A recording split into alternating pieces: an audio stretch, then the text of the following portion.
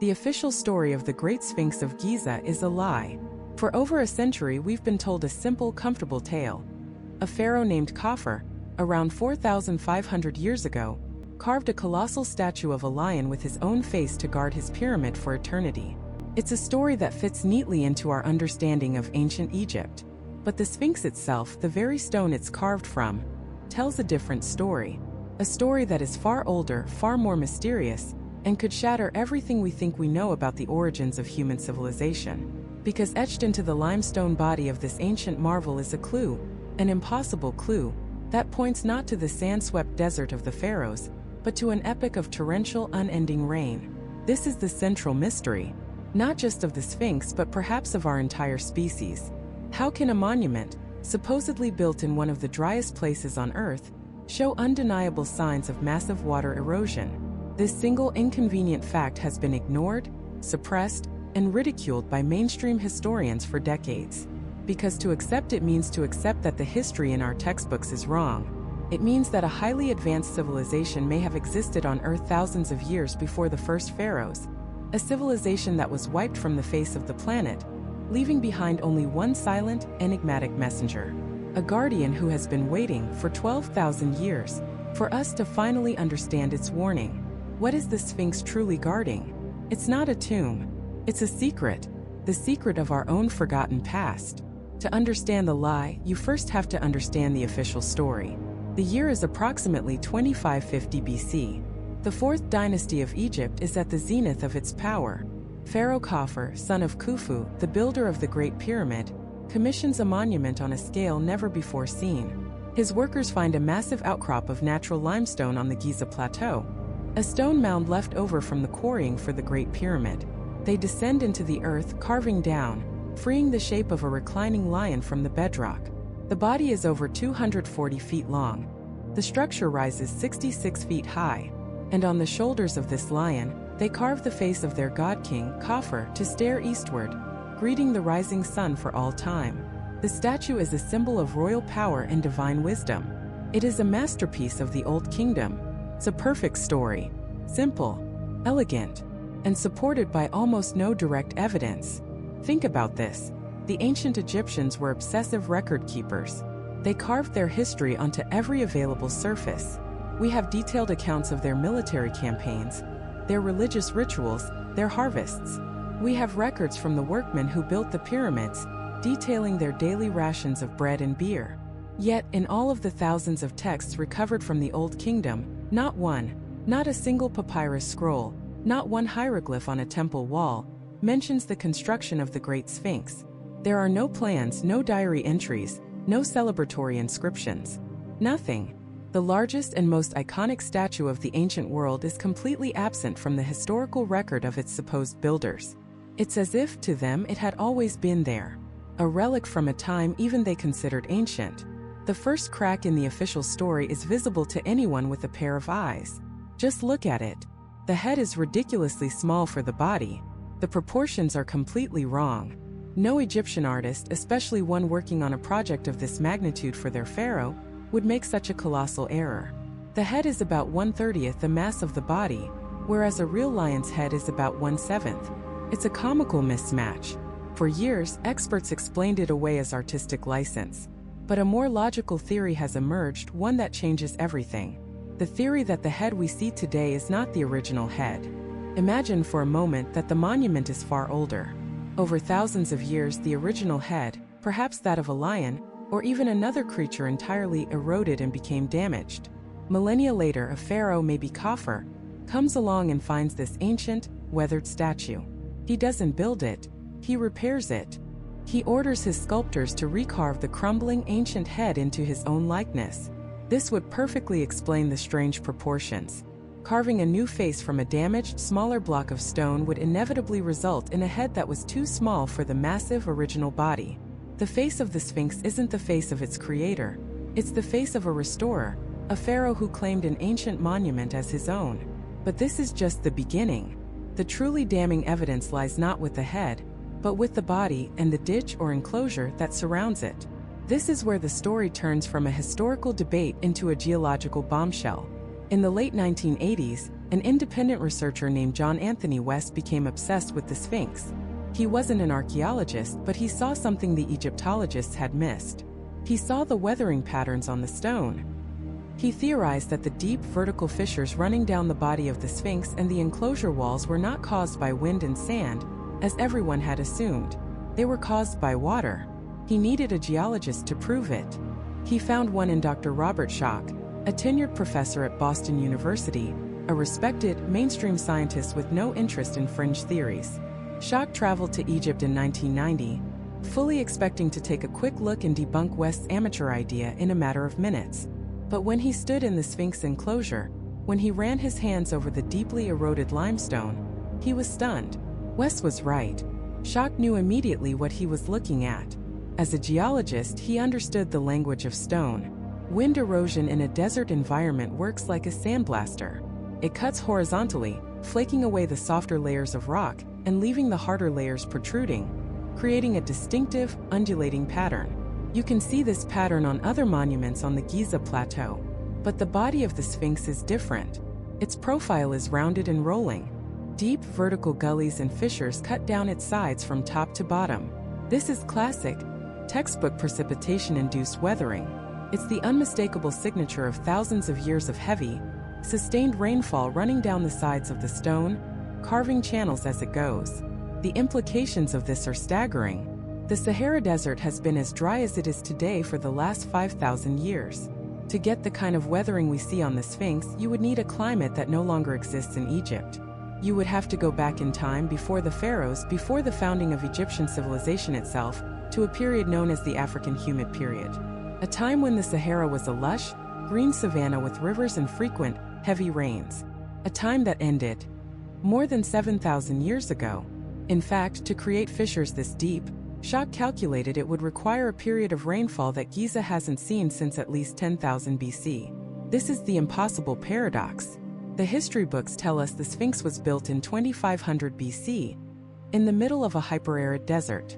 But the geology, the hard physical science of the rock itself, tells us that its body was weathered by a climate that disappeared from that region at least 5,000 years before it was supposedly ever built. Both cannot be true. One story is a fabrication. One science is a fact. When Dr. Schoch presented his findings at the Geological Society of America, his peers confirmed his analysis. Geologically, it was sound. The weathering wasn't from wind. It wasn't from Nile floods. It was without a doubt from rain. The Egyptological community, however, reacted with outrage. They attacked Schoch not on his science, but on his credentials, calling him a heretic. His conclusion was simply too radical. If the Sphinx was carved around 10,000 BC, it would predate not only ancient Egypt, but every other known advanced civilization on Earth. It would mean that someone, a forgotten culture with incredible skill and knowledge, existed deep within the last ice age. This is the secret the Sphinx is guarding. A timeline of human history we were never meant to know. A story of a lost beginning. We are left with two conflicting truths: the story we've been told, and the story the stone is telling us. If the stone is right, then who were these master builders of the Ice Age? Where did they come from, and more importantly, where did they go? The answer may not lie buried in the sands of Egypt, but in a place far more distant and far more mysterious. The answer may be written in the stars. To suggest that the Giza Plateau is a map of the stars sounds like science fiction. But what if I told you the evidence is not just compelling, it's mathematically precise? For decades, Egyptologists were content with the story that the three Great Pyramids were simply tombs for three pharaohs: Khufu, Khafre, and Menkaure. Their placement was thought to be a matter of convenience, or perhaps a reflection of the shifting sands of the desert over generations of construction. But in the late 1980s, an engineer named Robert Bauval looked at the Giza Plateau not with the eyes of an archaeologist, but with the eyes of an astronomer. And what he saw would change our understanding of the ancient world forever. He noticed something peculiar about the layout of the three pyramids. They weren't in a perfectly straight line. The smallest pyramid, Menkaure's, is slightly offset to the east. Why? For a builder as precise as the one who constructed the Great Pyramid, a monument aligned to true north with an accuracy we can barely replicate today, this offset seemed like a deliberate choice. A mistake was out of the question. So it had to be a message. Bauval looked to the sky, to the one constellation the ancient Egyptians revered above all others, Orion, the celestial representation of their god of rebirth and the afterlife, Osiris. In the belt of Orion there are 3 stars, and just like the pyramids, they are not in a perfect line. The smallest, faintest star, Mintaka, is slightly offset from the other 2. When Bauval superimposed a star map of Orion's belt over a map of the Giza pyramids, the correlation was breathtaking. It was a perfect match. The layout of the 3 pyramids on the ground was a mirror image of the 3 stars in Orion's belt in the sky. Not only that, but the relative sizes of the pyramids corresponded to the relative brightness of the stars they represented. The Great Pyramid, the largest, matched Elnatak, the brightest star. Khafre's pyramid matched the second brightest, Elnalam, and Menkaur's smaller pyramid matched the faintest star, the offset Mintaka. This was no coincidence. This was a deliberate, monumental act of astronomical engineering. The ancient builders had terraformed the desert to create a literal heaven on Earth. But this discovery opened a Pandora's box of even more profound questions. Because the alignment wasn't perfect for the time the pyramids were supposedly built, around 2500 BC. The stars in the sky are not fixed. Due to a phenomenon called the precession of the equinoxes, they slowly drift over a cycle of nearly 26,000 years. So Bauval asked a revolutionary question. When would the alignment have been perfect? Using modern astronomical software, he wound back the cosmic clock. He watched the stars of Orion's belt slowly shift in the simulated night sky over Giza. 3000 BC, 4000 BC, 5000 BC, the alignment got closer and closer, but it was still not exact. He kept going back further and further into the mists of prehistory, and then he found it. A moment of perfect correlation. The moment when the pyramids on the ground provided their most perfect mirror image of the stars in the sky. That moment was 10,500 BC, 10,500 years before Christ. A time, according to mainstream history, when humans were supposedly little more than primitive hunter-gatherers, living in caves and incapable of stacking 2 stones on top of each other, let alone engineering a celestial map on a continental scale. This date, 10,500 BC, is the smoking gun. It's the very same time period that geologist Robert Schoch identified for the water erosion on the Sphinx. 2 different fields of science, geology and astronomy, were pointing to the exact same impossible date. A date that shatters the official timeline of human history. And the synchronicity doesn't stop there. In 10,500 BC, on the vernal equinox, as the sun rose in the east, what would the Sphinx, this giant lion carved from the bedrock, have been looking at? It would have been staring directly at its own celestial counterpart, rising on the horizon.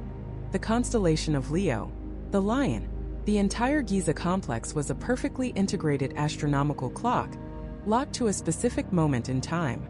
A moment the ancient Egyptians called Zep Tepi, the first time, a golden age when gods walked among men. Were they trying to tell us something? To memorialize this specific ancient date? Why would a civilization go to such lengths? Why quarry, move, and lift millions of tons of stone to build a star map? Perhaps the answer lies not in what the pyramids are, but in what they were designed to do. The ancient Egyptians had a profound belief that the soul of the deceased pharaoh would journey to the stars to be reborn with the gods, specifically with Osiris in the constellation of Orion. The Great Pyramid, then, may not have been a tomb at all. It may have been a machine. Consider the so-called air shafts inside the Great Pyramid. For over a century, they were dismissed as simple ventilation shafts. But they make no sense as ventilation. They are narrow, they take sharp, precise turns, and for most of their existence, they were sealed at both ends. In the 1960s, a new analysis revealed their true purpose. They are star shafts. The southern shaft in the King's Chamber points directly to Orion's belt as it would have been in 2500 BC. The southern shaft in the Queen's Chamber points to the star Sirius, the representation of the goddess Isis. These shafts were pathways, conduits for the soul of the pharaoh to be launched directly toward its celestial destination. The entire structure was a resurrection machine, a technological device built on a lost understanding of physics and consciousness, designed to bridge the gap between Earth and the heavens. This idea is so radical it's easy to dismiss. A single culture, obsessed with the stars, building a strange monument in the desert. But what if Giza isn't unique? What if this celestial blueprint is not an isolated incident, but part of a global pattern? Let's travel halfway around the world. from the sands of Egypt to the jungles of Mexico.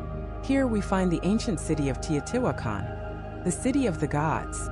At its heart are three main pyramids: the Pyramid of the Sun, the Pyramid of the Moon, and the Temple of Quetzalcoatl. And their layout is eerily familiar. They are arranged in the exact same pattern as the three stars of Orion's belt. The same offset, the same relative positioning. Two vastly different cultures, separated by the Atlantic Ocean and thousands of years, with no known contact, built the same celestial map on the ground. How is this possible? The pattern repeats. In the Shaanxi province of China, mysterious grass-covered pyramids, long hidden from the public, show similar alignments.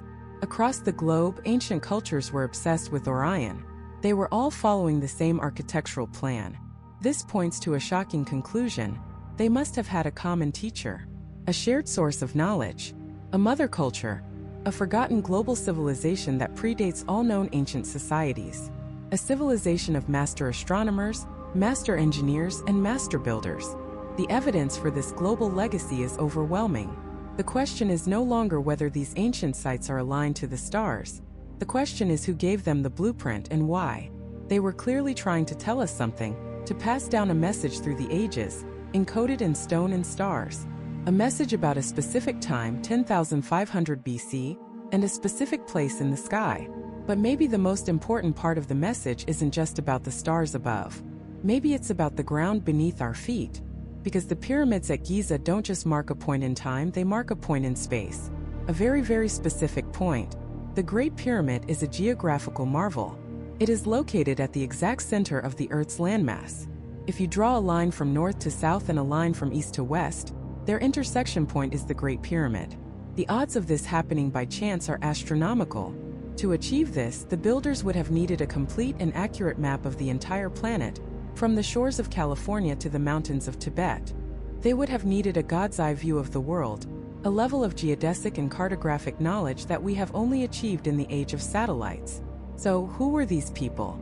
Who possessed this impossible knowledge in the Stone Age?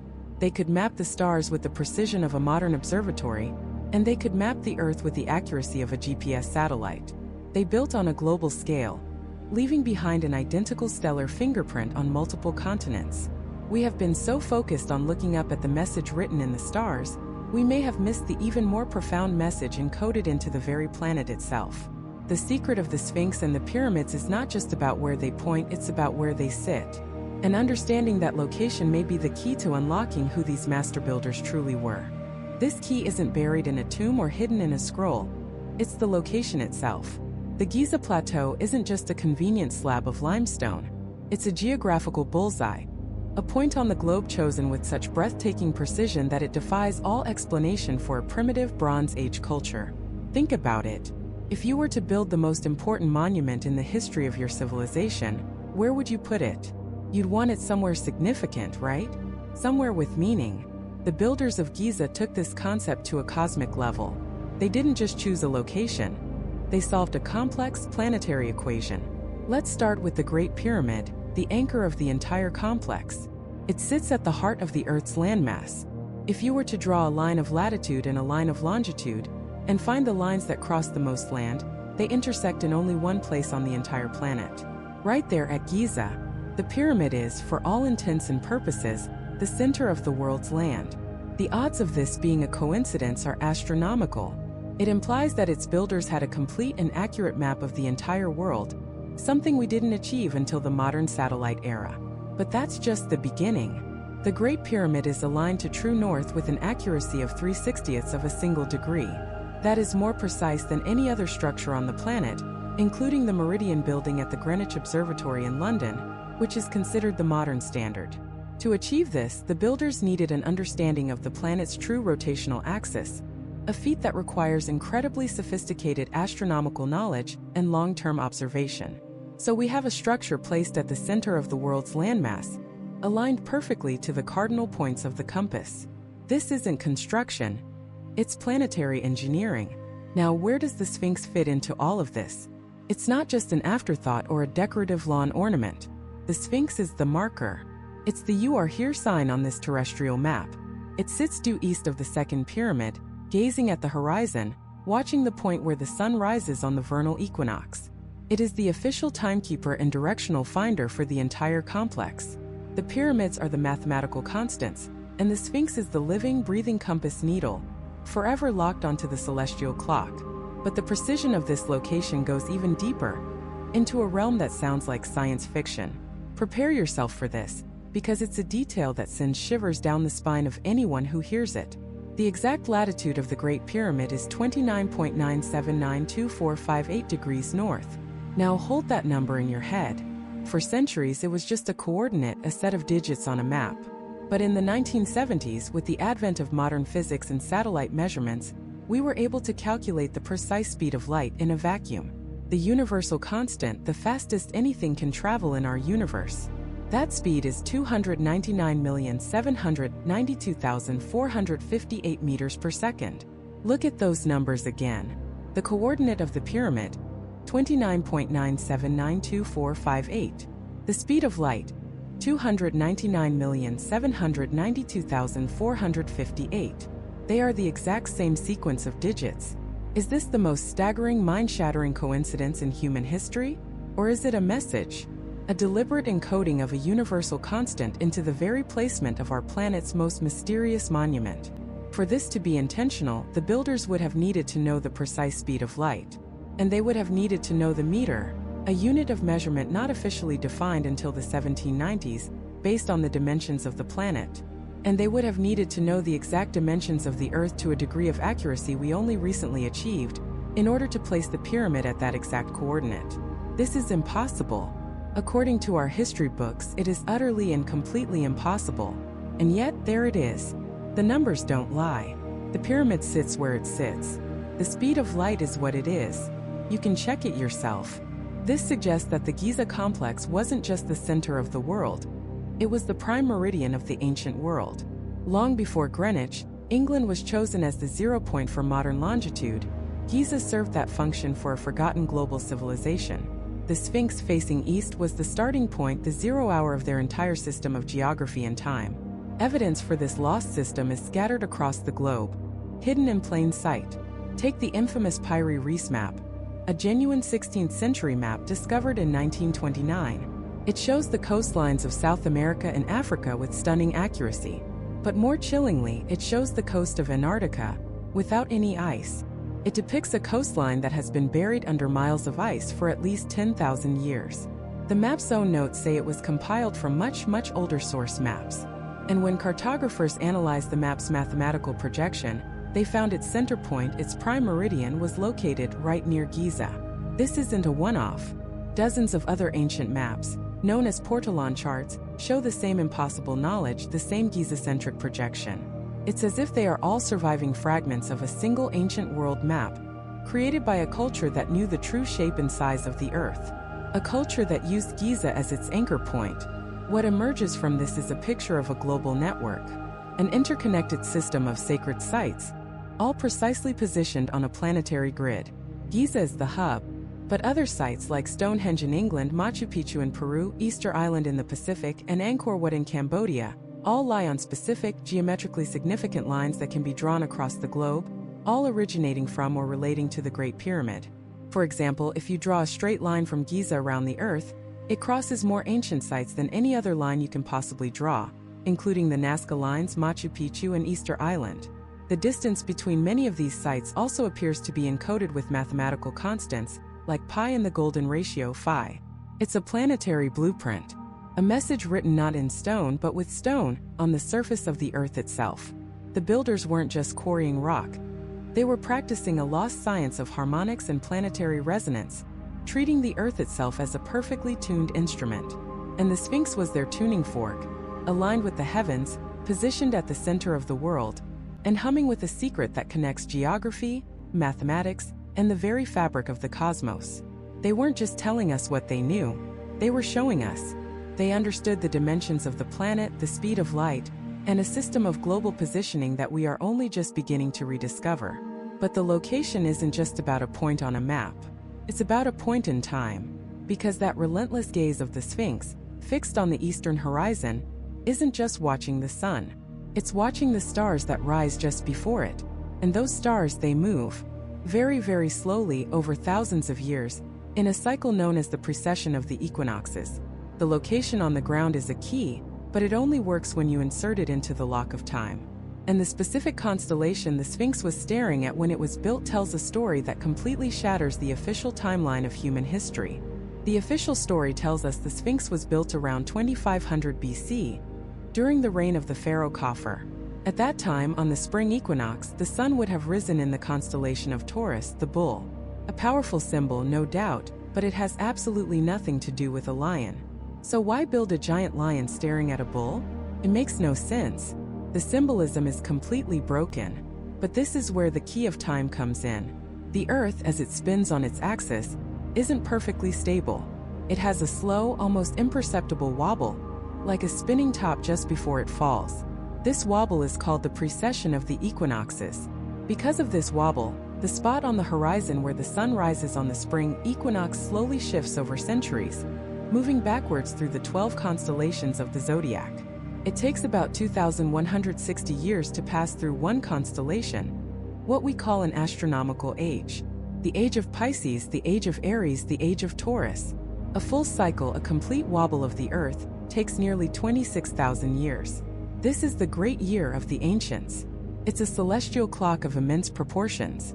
So, the question isn't what was in the sky in 2500 BC. The question is, if you wanted to build a colossal lion as a marker for a specific moment in time, when would you build it? You would build it when it was staring at its own mirror image in the heavens. You would build it when the sun rose on the spring equinox in the constellation of Leo, the lion. You would build it in the astronomical age of Leo. This is not a matter of opinion or interpretation. It's a matter of running the clock backwards. Using modern computer programs, we can chart the skies with perfect accuracy for any moment in history. So when we rewind the celestial clock, when does the age of Leo occur? The answer is staggering. The age of Leo, the last time the constellation of the Lion housed the sun on the spring equinox, was between roughly 10,800 BC and 8,600 BC. Let's take the midpoint, right around 10,500 BC. That's more than 8,000 years before the pharaohs are said to have built the Sphinx. It's a date that doesn't just challenge the official timeline. It takes a sledgehammer to it. Suddenly, the symbolism clicks into place. The Sphinx isn't just a random statue. It's a celestial marker. A lion on the ground gazing at the lion in the sky, marking the dawn of its own age, the age of Leo in 10,500 BC. On that exact morning, the Giza Plateau would have presented a perfect one-to-one map of the sky, the three pyramids mirroring Orion's belt, and the Great Sphinx, a lion, mirroring the constellation of Leo as it rose just before the sun. A perfect alignment, a moment of cosmic harmony, frozen in stone for eternity. Now, for a conventional historian, this is pure fantasy. It's heresy. Human civilization, they say, didn't exist in 10,500 BC. We were supposedly primitive hunter-gatherers, living in caves, incapable of conceiving, let alone quarrying, carving, and engineering a monument on this scale. The astronomical evidence, as powerful as it is, could be dismissed as a coincidence. A 1 in 12 shot, right? A cosmic fluke. But what if there was another piece of evidence? Something carved not by man but by nature itself. Something written in the very stone of the monument that tells the same impossible story. This is where a geologist named Robert Schoch enters the picture. In the early 1990s, Schoch, a tenured professor at Boston University, had no interest in alternative history. He was a mainstream scientist. He was invited to Egypt to examine the weathering patterns on the Sphinx, and what he found sent shockwaves through the world of archaeology. He looked at the Sphinx not as an art historian, but as a geologist reading the language of rock. And the rock was telling him a story that was radically different from the one in the textbooks. You see, Egypt is a desert. It's one of the driest places on Earth. For the last 5,000 years, the Giza Plateau has been relentlessly battered by wind and sand. This creates a very specific type of erosion. Sharp, horizontal, layered, like pages in a book. You can see it on the pyramids and on other tombs from Khafre's era. But when Schoch looked at the body of the Sphinx and, more importantly, the walls of the enclosure it sits in, which are carved from the same bedrock, he saw something completely different. He saw deep vertical fissures. He saw rounded, undulating profiles. This was not the sharp, horizontal signature of wind and sand. This was the classic, textbook profile of precipitation-based weathering. In simple terms, this was water erosion, caused by thousands of years of heavy rainfall, of water running down the sides of the stone, carving these deep vertical channels. The problem? There hasn't been that kind of rainfall in Egypt since before the Sahara became a desert. The geological climate data is clear. The last time the Giza Plateau experienced a period of significant, sustained rainfall capable of producing this type of erosion was before 5000 BC. And to create weathering this deep, this extensive, you'd need to go back much further. You'd need to go back to the end of the last ice age, a period from roughly 11,000 BC to 7,000 BC, when the climate in that part of the world was very different. It was wet, rainy, and fertile. A period that overlaps perfectly with only one astronomical age, the Age of Leo. This is the smoking gun. You now have two completely independent fields of science pointing to the exact same, impossibly ancient date. Astronomy tells us the sky-ground alignment only works in 10,500 BC. Geology tells us the erosion on the stone could only have been caused by a climate that existed in 10,500 BC. This isn't a coincidence anymore. This is evidence. Hard, physical, scientific evidence that the Sphinx is thousands of years older than we're told. It's a silent witness that has survived from a forgotten chapter of human history. It's a message from the deep past. But this raises a terrifying, exhilarating question. If the Sphinx was carved around 10,500 BC, then it wasn't built by the dynastic Egyptians. The civilization of the pharaohs didn't even exist yet. So who did build it? Who, at the dawn of our current age, possessed the knowledge, the technology, and the vision to create a monument that could map the stars and withstand the test of millennia? The history books are silent. There's a gaping hole in our past, an entire episode of the human story that has been lost, or perhaps erased. We are talking about a ghost civilization, a precursor culture of unimaginable sophistication that rose, flourished, and fell thousands of years before the first pharaoh was ever born. They left behind no pottery, no writings we can decipher, no cities we have found. Only this one enigmatic beast of stone, staring eternally towards the dawn of its own lost world. This is the central explosive claim of a theory that seeks to dethrone the Sphinx from its comfortable place in dynastic Egypt and cast it back into a past so deep, it's been forgotten by history itself. It suggests that the Guardian of Giza is not a monument to a pharaoh, but a message in a bottle from a civilization we know nothing about. A ghost on the timeline.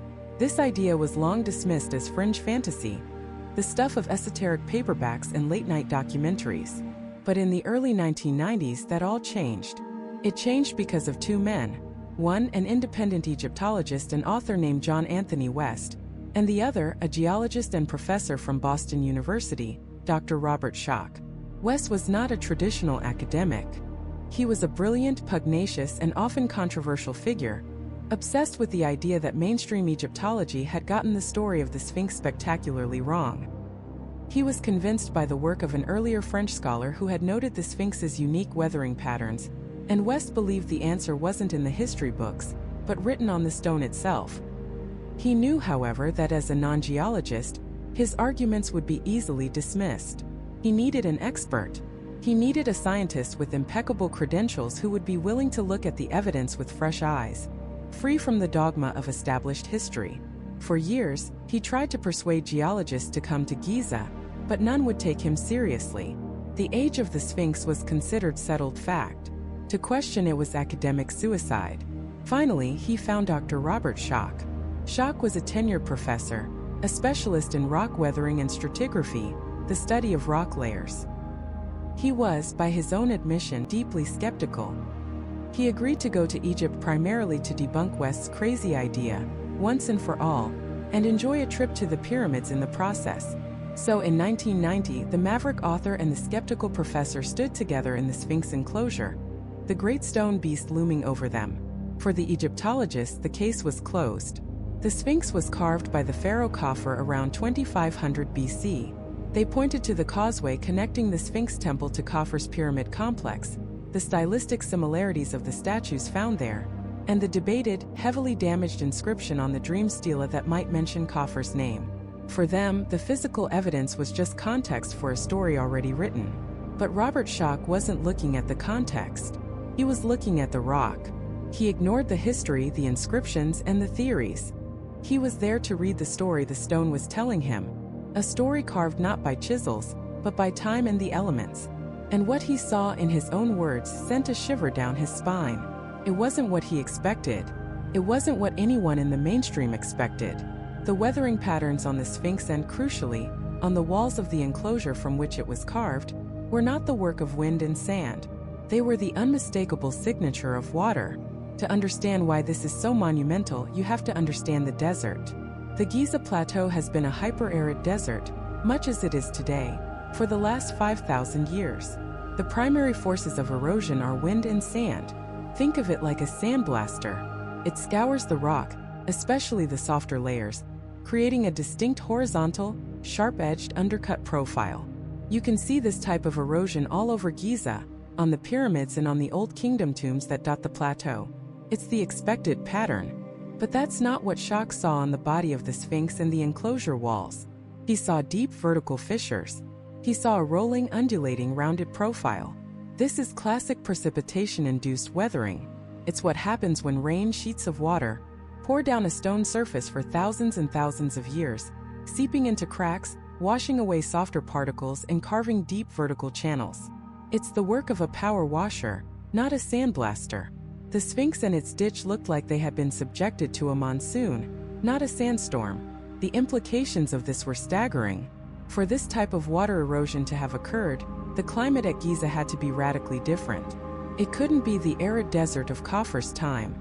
It had to be a place with significant, prolonged rainfall, a wet, green, savanna-like environment. And geology and climate science tell us exactly when that last happened.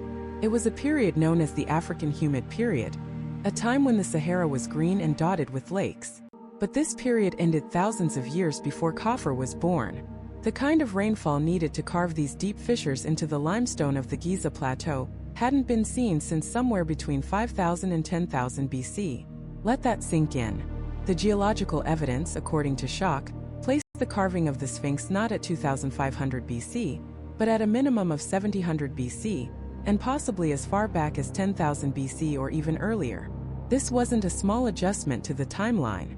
This was a historical cataclysm. It would mean the Sphinx is more than twice as old as the Great Pyramid. It would predate the civilizations of Sumeria and ancient Egypt by millennia. It would mean that some unknown, sophisticated group of people was on the Giza Plateau, carving the largest monolithic sculpture on Earth, at the very dawn of the Age of Agriculture, a time when humanity was supposedly just emerging from the Stone Age, living in small hunter-gatherer bands. The key to the argument lies in the enclosure. The Sphinx wasn't built. It was carved out of the living bedrock. Imagine a massive block of limestone. The builders dug a U-shaped ditch around a central core, creating a freestanding block, which they then sculpted into the Sphinx. Therefore, the walls of that ditch are the same age as the Sphinx itself. They were exposed to the elements at the exact same time. And those walls show the exact same profound vertical water weathering as the Sphinx's body. Later repairs made with granite blocks by the Old Kingdom Egyptians show only light wind and sand erosion, starkly contrasting with the heavily water-worn limestone right next to them. It's a geological control experiment, written in stone.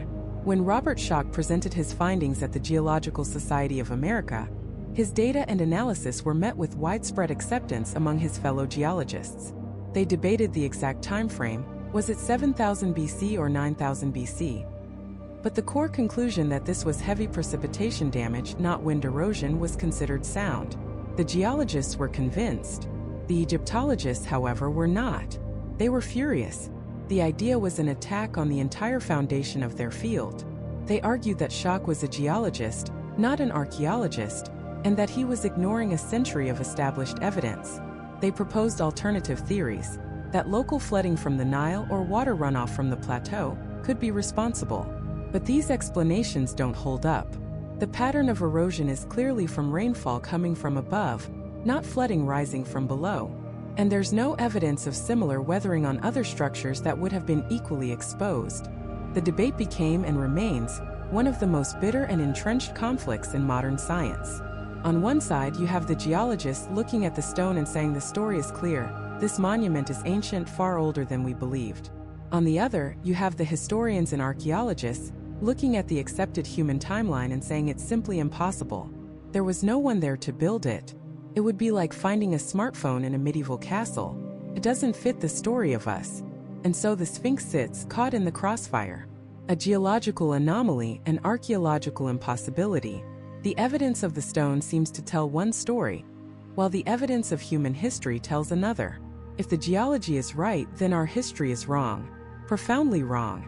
It means there's a chapter of the human story, a massive important chapter, that has been completely torn out of the book. It means that standing on the sands of Egypt is a relic from a lost age, a culture with the skill, the vision, and the power to carve mountains who rose, created a masterpiece, and then vanished into the mists of time, leaving only their silent stone sentinel to bear witness. And what a witness it is! Because when we look closer, when we let the Sphinx itself speak through the language of stone and time, it tells a story that many mainstream historians refuse to hear. It's a story etched not by chisels, but by the one thing no pharaoh could ever command: the weather. This brings us to a geological riddle that threatens to shatter the official timeline, a controversy known as the Sphinx water erosion hypothesis. The idea was repopularized in the early 1990s by a writer named John Anthony West. He wasn't an Egyptologist or a geologist, but he was a keen observer. Looking at the Sphinx and the limestone walls of the ditch it sits in, he saw something that didn't add up. The official story says the Sphinx has been weathered by millennia of wind and sand. But West saw patterns that looked hauntingly familiar, not to a desert, but to a place with heavy, persistent rainfall. Imagine a sandstone cliff battered by centuries of rain. The water runs down its face, carving deep vertical channels and fissures, rounding off the sharp edges, creating a soft, undulating profile. Now, picture a rock in the middle of a desert, blasted for thousands of years by wind-driven sand. The wind acts like a sandblaster, cutting sharp, horizontal grooves, hollowing out the softer layers of rock while leaving the harder layers jutting out, creating a distinct, layered, almost jagged appearance. West argued that when you look at the Sphinx and its enclosure, especially the lower portions, you don't see the sharp, horizontal lines of wind erosion. You see the deep, vertical, rolling fissures of precipitation-induced weathering.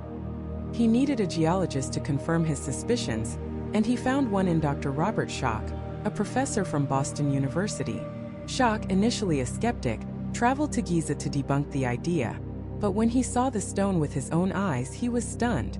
As a geologist, he confirmed West's observation. The weathering on the body of the Sphinx and the walls of its enclosure was, in his professional opinion, classic textbook water erosion. This conclusion is an earthquake to the foundations of Egyptology. Why? Because the Giza Plateau hasn't seen the kind of torrential, sustained rainfall needed to carve limestone like this for a very, very long time.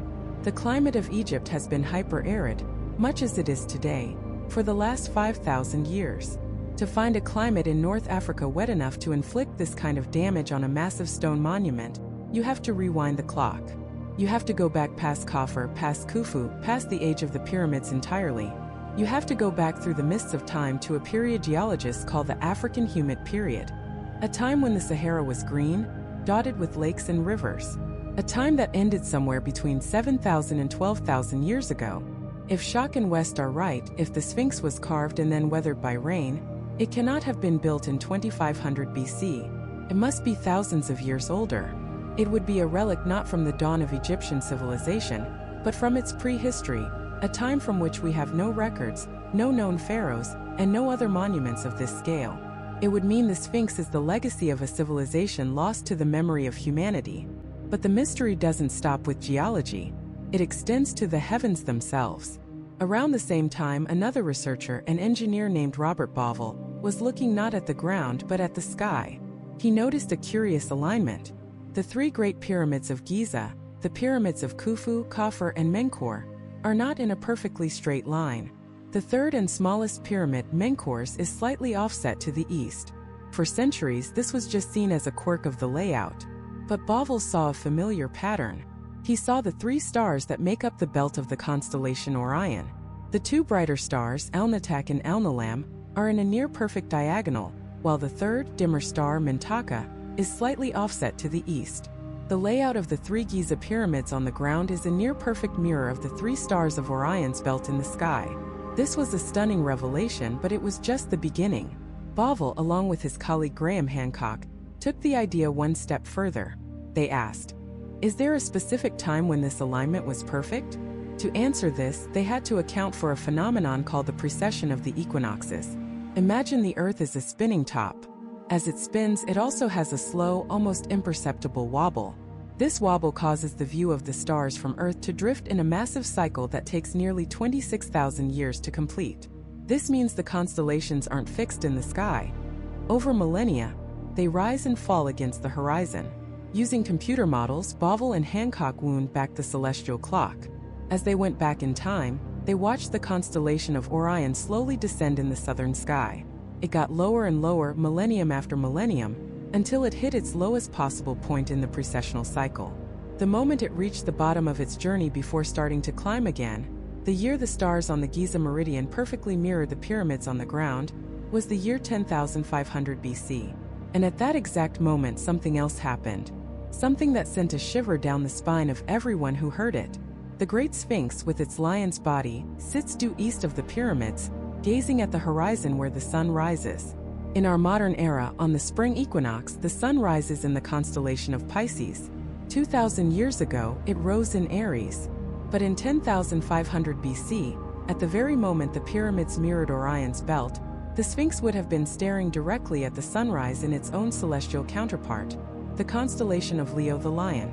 The Giza Plateau in this theory is a giant celestial clock, a map of the heavens frozen in stone, marking a specific, profound moment in time. 10,500 BC. A moment the ancient Egyptians called Zep Tepi, the first time, a golden age when gods were said to have walked the earth. Of course, the mainstream archaeological community vehemently rejects these theories. They argue that the unique erosion on the Sphinx is due to the poor quality of the limestone it was carved from, which is notoriously flaky and soft. They say that rainwater runoff from the plateau, not direct rainfall, could have caused the fissures over time. They dismiss the Orion correlation as a classic case of pattern seeking, of finding meaning in a coincidence. The pyramids, they argue, are tombs, and their placement is based on earthly, not celestial, concerns. Their most powerful argument is the complete lack of supporting evidence. If a sophisticated civilization existed in 10,500 BC, one capable of carving the Sphinx, where are their cities? Their tools? Their pottery? Their graves? There is, from that period, a profound and deafening silence in the archaeological record. And so the battle lines are drawn. On one side, the established historical timeline, backed by a century of archaeological consensus. On the other, a tantalizing picture painted by geology and astronomy, suggesting a history far older and more mysterious than we can imagine. A story of a lost golden age, memorialized in stone and stars. But beneath the Sphinx's paws, another legend waits. A legend that might hold the key to this entire mystery. For decades, whispers have circulated about a secret chamber, a library of ancient knowledge hidden deep within the bedrock. It's a place spoken of in hushed tones by mystics and researchers, a place they call the Hall of Records. It was famously predicted by the American psychic Edgar Cayce, who claimed that the chamber held the records of Atlantis and the true history of the human race, waiting to be rediscovered. For years, this was dismissed as fantasy. But then, in the 1990s, seismic surveys around the Sphinx detected something that shouldn't be there: large, anomalous, perfectly rectangular cavities deep in the rock, right where Cayce said they would be. The hunt for the truth was on. A hunt that would lead researchers into a direct confrontation with the Egyptian authorities, and to the very threshold of a discovery that could change the world forever. The seismic equipment hummed to life in the cool desert air of 1978. The team from SRI International, funded by the Edgar Cayce Foundation, began their work under the watchful gaze of the Sphinx. They weren't digging. Not yet. They were using the cutting edge of geophysical technology, seismic sounding and resistivity surveys, to peer deep into the bedrock of the Giza Plateau, to see what lay hidden beneath the paws of the great beast. The theory was simple. If there were cavities or chambers, the sound waves they sent into the rock would travel differently, revealing anomalies in the data. And they found them. Almost immediately. Not just one, but several. They detected clear anomalies under the paws of the Sphinx, just as Cayce had predicted. But there were more. Pockets and potential voids scattered around the monument, hinting at a complex subterranean world hidden just feet below the surface. The initial results were electrifying. It seemed the sleeping prophet had been right. The team had found compelling evidence for man-made cavities, perfectly matching the description of a hidden chamber. But as quickly as the discovery was made, a wall of silence descended. Dr. Zahi Hawass, then the ambitious chief inspector of the Giza pyramids, and the wider Egyptian Antiquities Organization were not pleased. This was their turf, their history, and a group of Americans, funded by a psychic claiming to have found a secret chamber that would rewrite that history? It was an unacceptable narrative. The project was abruptly halted. The official reason given was a concern that drilling could damage the monument by raising the water table. The SRI team was thanked for their efforts and promptly sent home their raw data. The tantalizing printouts showing the hidden voids was confiscated. The official report, when it was finally released, was a masterpiece of academic ambiguity. It mentioned anomalies, but concluded they were likely just natural fissures and cracks in the limestone. The case was closed, or rather it was slammed shut. For over a decade the mystery simmered. The Sphinx kept its secrets, and the Egyptian authorities ensured no one else came looking for them. It was a classic catch-22. To prove the existence of the chambers you needed to drill. But to get permission to drill, you had to prove the chambers existed. The story could have ended there. Another tantalizing what if lost to the sands of time. But it didn't, because a new set of mavericks was about to enter the arena. Enter John Anthony West. West was not a traditional Egyptologist. He was a brilliant, pugnacious, and fiercely independent researcher who had become obsessed with a radical theory. The Sphinx was thousands of years older than anyone believed. His key piece of evidence was the Sphinx itself. He looked at the deep, vertical fissures running down the body of the monument and the walls of its enclosure, and he saw something the Egyptologists were missing. It didn't look like wind or sand erosion. It looked like water erosion. But for that to be true, the Giza Plateau would have needed a much wetter climate, one with torrential, prolonged rainfall. A climate that hadn't existed in Egypt since the end of the last ice age. West was proposing a sphinx carved not in 2500 BCE, but perhaps as early as 10,000 BCE, a time when mainstream history says humans were barely out of the Stone Age. It was a theory so radical, so utterly contrary to the established timeline of civilization, that the academic world laughed him out of the room. They called him a charlatan, a fantasist, but West knew he was onto something. He just needed to prove it. And to do that, he couldn't bring another Egyptologist into the fight. He needed a different kind of expert. He needed a geologist. In 1990, West brought Dr. Robert Schoch, a tenured professor of geology from Boston University, to Egypt. Schoch was a serious, credentialed scientist. He was not a mystic or a fringe theorist.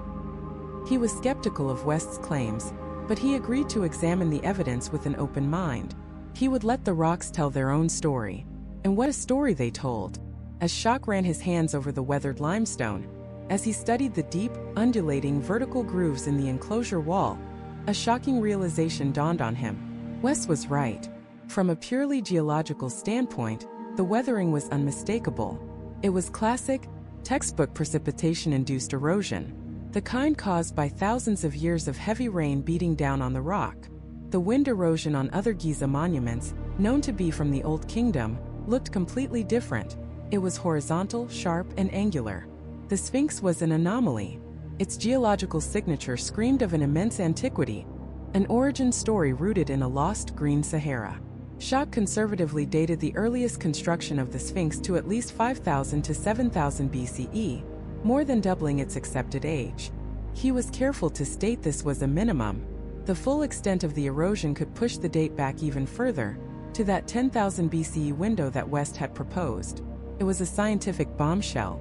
A geologist from a prestigious university was now on record, stating that the most iconic monument on Earth was thousands of years older than the civilization credited with building it. When they presented their findings at the Geological Society of America's annual conference in 1991, the reaction was seismic. Geologists were intrigued. The evidence was sound, the methodology robust. But the Egyptologists were furious. The backlash was led by the two titans of Giza, Dr. Mark Lehner, America's foremost expert on the Sphinx, and Dr. Zahi Hawass. They launched a full-scale academic assault. They argued the limestone was of poor quality and simply weathered strangely. They proposed that moisture wicking up from the ground, or the annual Nile flood, could have caused the vertical weathering. Schoch calmly dismantled these arguments one by one. The poor quality limestone was the same stone used in nearby tombs that showed no such weathering. The Nile flood hadn't reached the base of the Sphinx in millennia, and capillary action couldn't explain the deep fissures running from the top of the enclosure wall all the way to the bottom. It was a fierce debate, a clash of disciplines. Geology versus Egyptology, hard science versus historical consensus. But West and Shock had another card to play. They wanted to see if their ancient Sphinx also had a hidden secret. They decided to rerun the experiments of 1978. With a small team and a limited permit, they brought their own seismic equipment to the Sphinx enclosure in 1991. They began methodically mapping the bedrock, just as the SRI team had done, and the results were stunning. They not only confirmed the SRI findings, but they refined them. Their more advanced equipment painted a clearer picture of the subsurface. They found multiple anomalies, but one stood out with breathtaking clarity. Beneath the front, left paw of the Sphinx, approximately 16 feet below the surface, was a large, perfectly symmetrical rectangular void. It measured roughly 40 feet by 30 feet. It was not a natural fissure. Natural cracks are irregular, jagged. This was a chamber, a man-made chamber. It was precisely where Edgar Cayce, the sleeping prophet, had said the Hall of Records would be found. The evidence was now overwhelming. They had geological data pointing to a monument far older than history allowed, and seismic data pointing to a hidden chamber right where the legend said it would be. They had found the doorway, but finding it and opening it were two very different things. They were now standing on the threshold of the greatest discovery in human history, but they were also standing in the crosshairs of a powerful establishment determined to protect the official story at all costs. The battle for the Sphinx was no longer about academic theory. It was about to become a very real fight for access, a fight for the truth itself, buried under the paws of the silent guardian. The first shot in this new war wasn't fired with a weapon, but with a pen. A single sheet of paper, an official decree from the Egyptian Antiquities Organization, landed like a bombshell. The permit for John Anthony West and Robert Schoch to conduct further research on the Giza Plateau was revoked. Effective immediately. The reason given was flimsy, a bureaucratic technicality about damaging the monument, but the message was crystal clear. The door had been slammed shut. The establishment had circled the wagons. Schoch, the geologist who had dared to read a different story in the stones, was now persona non grata. West, the relentless instigator, was branded a sensationalist. They were locked out, their equipment silenced, their access denied. But you don't light a fire that big and expect it to go out just because someone tells it to. The theory was already out there and it was spreading. West knew he couldn't win this fight in the hushed halls of academia, or through the clogged channels of Egyptian bureaucracy. He had to take his case to a higher court, the court of public opinion. In 1993, he did something that would forever change the landscape of this debate. He produced a television special. But this wasn't some low-budget documentary on a fringe channel. This was a primetime NBC event, hosted by one of the most respected and recognized figures in the world, Charlton Heston. The man who had played Moses in Ben-Hur was now the face of this incredible new theory. The documentary was called The Mystery of the Sphinx, and it was a masterpiece of public persuasion. It laid out the water erosion evidence in a way that was simple, visual, and utterly compelling.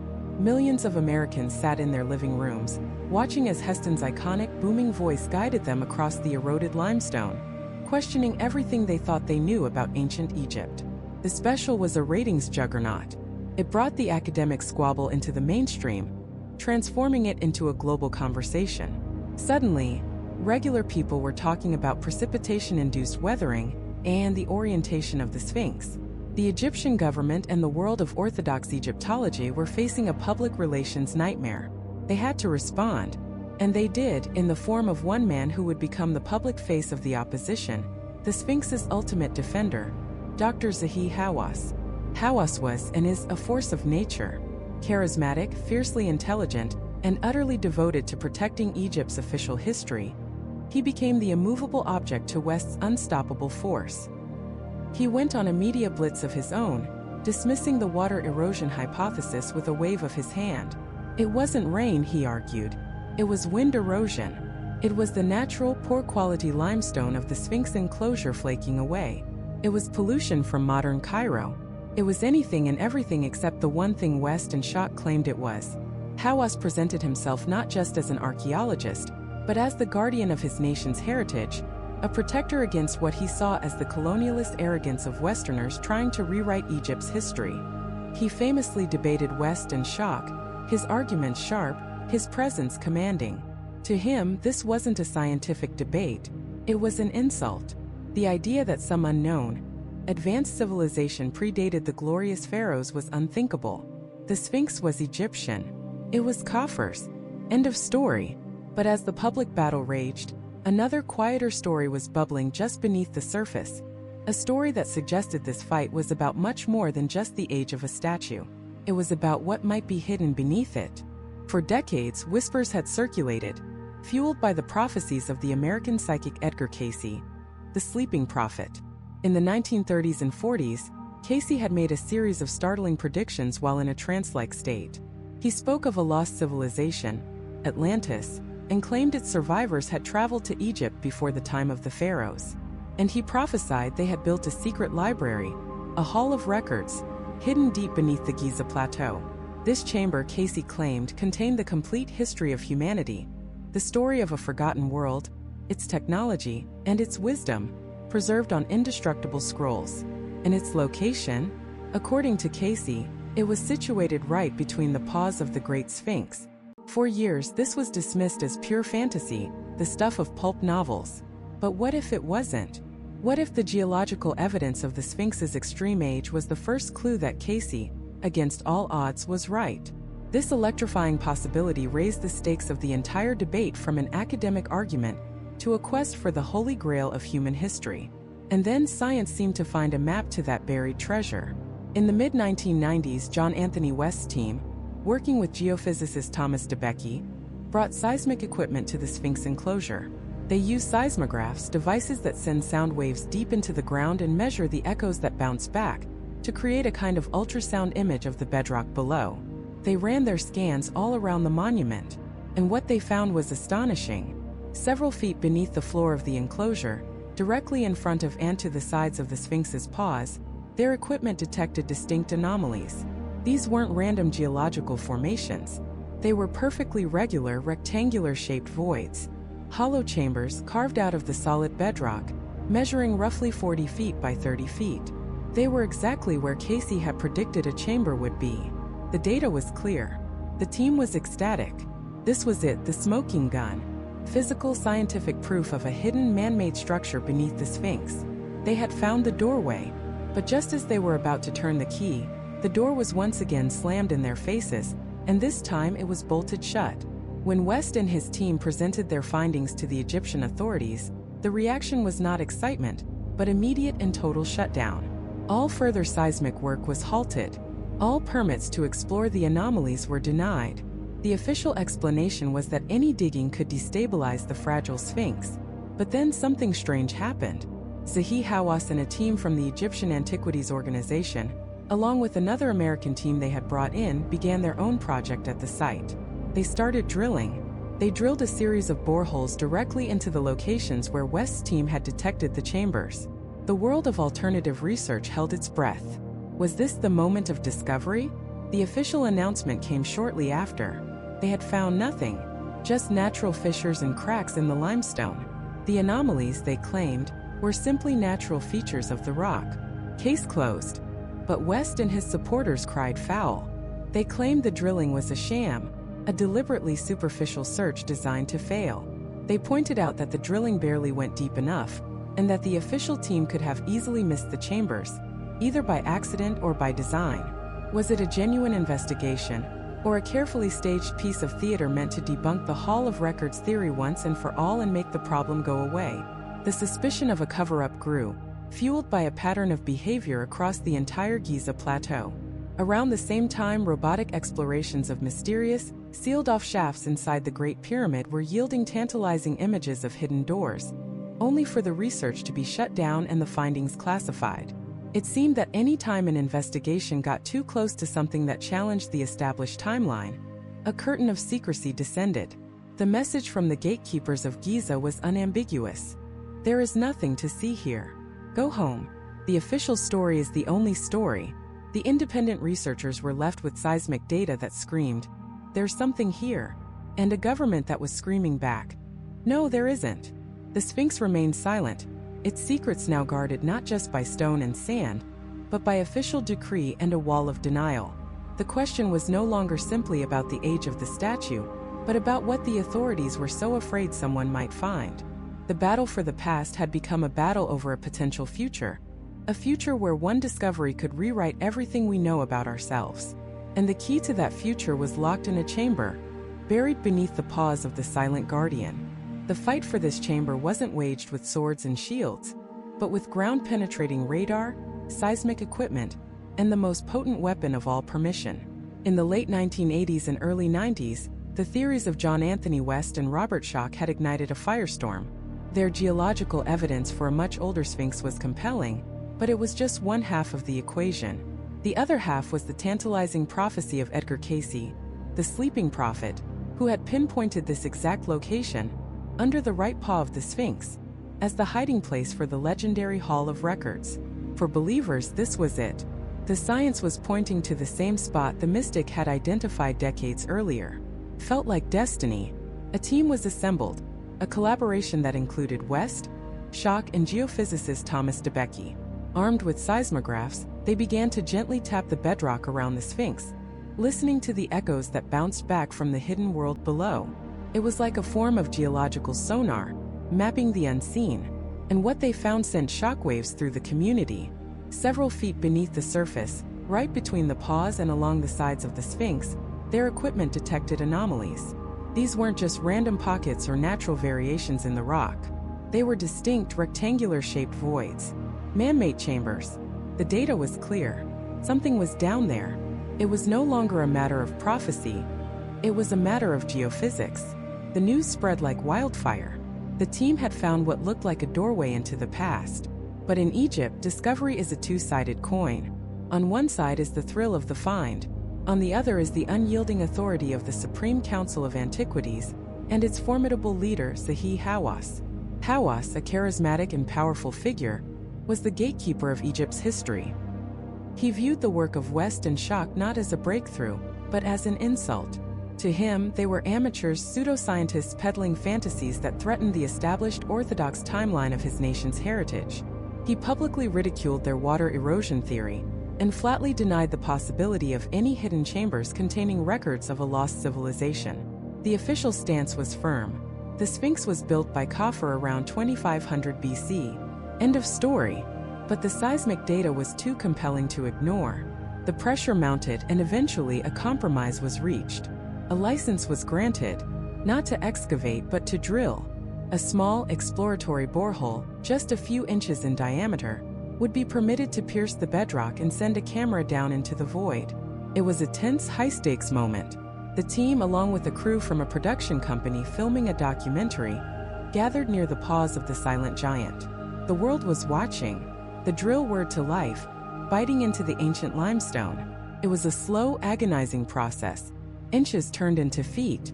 The air was thick with anticipation. Was this the moment? Would they be the first to gaze upon a secret hidden for over 12,000 years? Then it happened. The drill bit broke through. It dropped into an open space. The chamber was real. A wave of elation and vindication washed over the team. They had done it. They had proven the skeptics wrong. A fiber optic camera was carefully threaded down the narrow hole. A tiny electronic eye descending into the darkness. On the monitor above, a grainy black and white image flickered to life.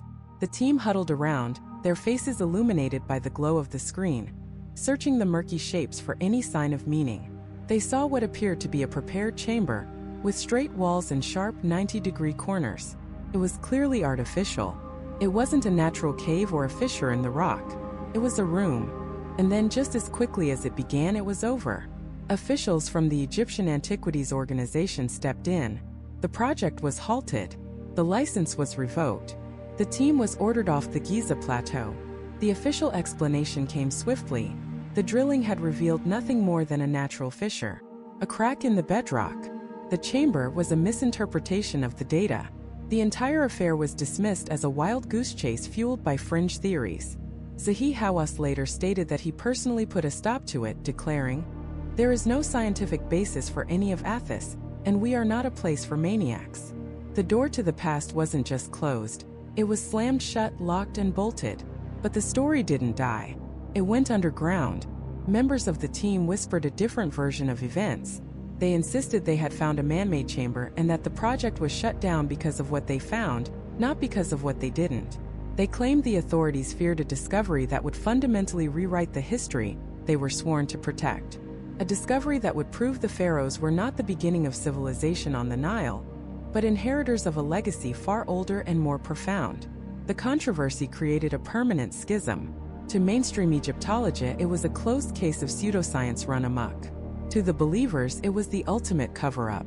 A conspiracy of silence, orchestrated to hide a truth too monumental for the world to handle. So what is this truth they are supposedly hiding? What did Edgar Cayce claim was waiting inside that dark, silent room? It wasn't gold or jewels. It was knowledge. According to Cayce's psychic readings, the Hall of Records contains the complete history of humanity, from its spiritual origins millions of years ago, through the rise and fall of Atlantis, all the way to his present day in the 1930s. It was said to contain not just scrolls and tablets, but physical artifacts of Atlantean technology, devices for energy, healing, and transport, technology that would rival or even surpass our own. It was a library, a museum, and a time capsule all in one. Cayce claimed it was built by survivors of the final destruction of Atlantis, around 10,500 BC, the very same time frame Robert Schoch's geological analysis points to for the Sphinx's construction. The connections are almost too perfect to be a coincidence. A geologist, using modern science, dates the Sphinx to a pre-dynastic era. A geophysicist, using seismic equipment, finds a man-made chamber in the exact spot a psychic, decades earlier, said a library from that exact era would be located. It's a convergence of myth, mysticism, and measurement that is difficult to dismiss. If Cayce was right, then opening that chamber wouldn't just add a new chapter to our history books. It would force us to tear them up and start over. It would mean that everything we think we know about our origins, about our technological development, about our place in the universe is wrong. It would prove that we are a species with amnesia, that a highly advanced, global civilization was wiped from the face of the earth by a great cataclysm, and that the Sphinx is not a tombstone but a signpost, a marker left by the survivors, pointing the way back to our own forgotten history, a history that could hold the keys to solving our greatest modern challenges. Imagine discovering the secrets of a clean, limitless energy source, or the cure to diseases we thought were incurable. This is the promise of the Hall of Records. It's not just about the past, it's about unlocking a new future. This is why the battle for the Sphinx is so fierce. It's a battle for the narrative of humanity. The gatekeepers of the established story have everything to lose. Their careers, their reputations, and the entire academic framework they've built are all based on a specific timeline. A discovery of this magnitude would render it all obsolete. But since the controversial drilling in the 90s, the Giza Plateau has been under tighter control than ever. Independent research has been almost entirely blocked. Yet technology marches on. What was once impossible is now within reach. New scanning technologies, far more advanced than the seismic equipment of the 90s, have been developed. Technologies that can see through stone with unbelievable clarity, that can map every hidden void and passage without drilling a single hole. And in the 21st century, a new massive international project was given, the one thing West and Schoch could never maintain: official permission to scan the pyramids and the Sphinx from top to bottom, using the most advanced technology on the planet. They called it the Scan Pyramids mission. And what they found would reignite the fire of controversy all over again. The year is 2015. A team of scientists from Egypt, France, Canada, and Japan assemble at the foot of the Giza pyramids. This isn't another tourist expedition. This is a technological assault on history. They bring with them a formidable arsenal: muon radiography, a technique that uses cosmic rays to peer through solid stone, like a galactic X-ray. They have infrared thermography, capable of detecting hidden voids in different materials behind a surface just by reading its heat signature. They have 3D laser scanning and drones capable of mapping every inch of the plateau. This was the Scan Pyramids mission, and its goal was simple: to answer once and for all what secrets still lie hidden within these ancient wonders. They began with the Great Pyramid of Khufu. For months, they bombarded the monument with technology that the pharaohs could never have imagined. And as the data trickled in, a ghostly image began to form. The thermal scans lit up, showing strange, inexplicable hot spots on the pyramid's face, hinting at cavities or different materials hidden just beneath the surface. But it was the muon detectors that delivered the bombshell. Deep inside the pyramid, above the famous Grand Gallery, the cosmic rays revealed something that defied all known architectural plans. A void, a massive silent emptiness, at least 100 feet long, hanging in the heart of the world's most famous structure. A chamber with no known entrance, no corridor leading to it. A secret kept for 4,500 years, now exposed by particles born in the heart of distant, exploding stars. The official explanation was cautious. Egypt's Ministry of Antiquities suggested it could be a construction gap, a space left to relieve pressure on the chambers below. But to many, this felt like a deliberate understatement. A void the size of a commercial airplane isn't just a gap. It was a room, a hidden chamber. And if the Great Pyramid, the most studied building on Earth, held a secret this large, what else were we missing? The discovery sent shockwaves through the community of researchers who had long been dismissed as fringe. Suddenly, the idea of hidden chambers wasn't a fantasy anymore. It was a scientific reality, and all eyes turned from the pyramid back to its silent guardian, the Sphinx. If Khufu's pyramid had a secret room, then the claims of a hall of records beneath the Sphinx no longer seemed so outlandish. The technology had proven the concept. It had shown that the builders of Giza were masters of concealment, capable of hiding vast spaces in plain sight. The seismic surveys from the 1990s, the ones that showed that rectangular, man-made looking cavity beneath the Sphinx's paws, were suddenly viewed in a new, more urgent light. The ground-penetrating radar data, which had been so fiercely debated, now seemed to fit a pattern. The pattern was one of secrets, of hidden knowledge deliberately sealed away. The Scan Pyramid's mission, even without directly scanning the Sphinx, had provided the single greatest piece of corroborating evidence for its hidden chamber. Proved motive means an opportunity. It proved that the ancients had secrets, they knew how to hide them, and we were only just beginning to find them. So where does that leave us now? We stand at a precipice of understanding. On one side we have the orthodox view. The Sphinx is a monument to Khafre, a remarkable but ultimately understood piece of pharaonic art. Its erosion is from wind and sand. Its purpose was symbolic, a royal portrait guarding a royal tomb. On the other side we have a far more radical and perhaps more compelling narrative. A story of a civilization lost to time, a culture with a profound understanding of geology, engineering, and the cosmos. In this story, the Sphinx is not a portrait but a message, a marker, a celestial clock, built not just to look at the sky, but to embody it. Its gaze, fixed on the eastern horizon, is not a passive stare. It is a vigil. It watches the point where the sun rises on the vernal equinox, the single most important solar event of the year.